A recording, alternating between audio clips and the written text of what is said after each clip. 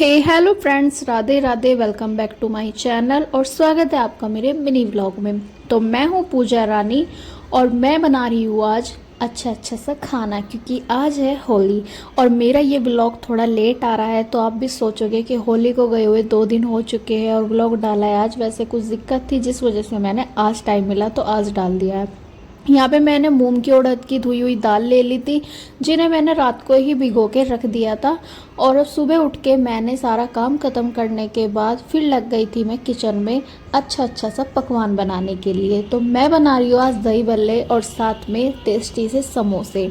तो यहाँ पे मैंने जितनी भी दाल थी थोड़ा थोड़ा करके दाल को पीस लिया था। वैसे तो दही बल्ले मतलब घर में बनते ही रहते हैं, कोई भी फेस्टिवल वगैरह हो या घर पे कभी मम्मी का मन कर जाता है तो वो तो बनते ही रहते हैं। लेकिन आज जो मेरी कोशिश थी वो हर बार से कुछ और ज़्यादा अच्छा बनाने की थी।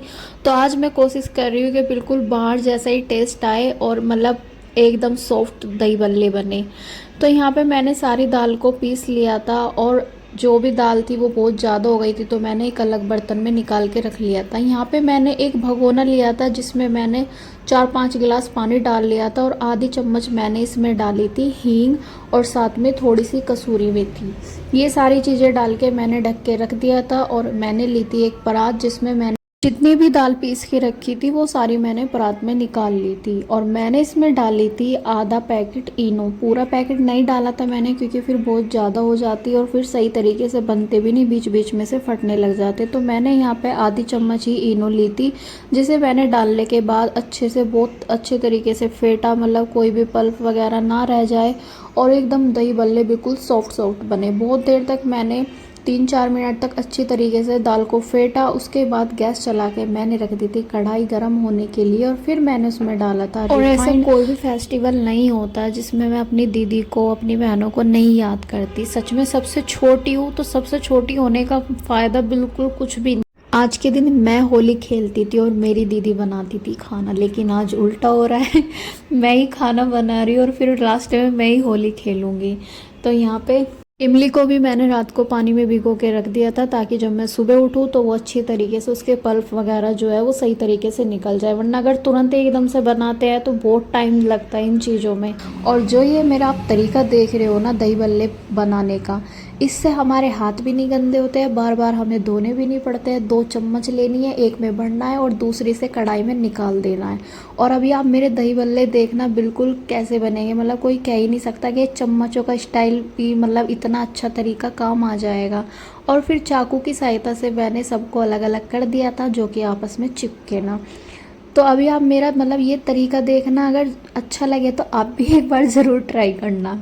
वैसे ऐसे ऐसे टैलेंट मेरे में कूट कूट के भरे हुए हैं, लेकिन मैंने कभी भी अपने ऊपर घमंड नहीं करा, बस आप सबके साथ शेयर जरूर करती हूँ। और इमली की चटनी की वीडियो मैं डालूंगी अलग से, वो भी आप ज़रूर देखना। तो रसोई का जितना भी काम था सारा ख़त्म करके मैं आ चुकी थी मम्मी के साथ कान्हा जी के साथ होली बनाने के लिए। तो यहाँ पे हमने अपने कान्हा जी की बहुत अच्छी स्पेशल होली बनाई थी और ये हमारे कान्हा जी की 4th होली थी, जो कि हमारे साथ बहुत अच्छी तरीके से बनी थी। और फिर मम्मी ने मुझे एक दूसरे को रंग लगाया और एक दूसरे को अच्छी तरीके से बहुत सारा प्यार करा। फिर मैंने अपने पापा को रंग लगाया हर बार की तरह, क्योंकि कुछ भी हो जाए मैं अपने पापा के साथ फेस्टिवल ज़रूर बनाती हूँ, बेशक वो ना हो हमारे साथ, लेकिन मुझे लगता है हर त्योहार पे जैसे वो हमारे साथ ही हो।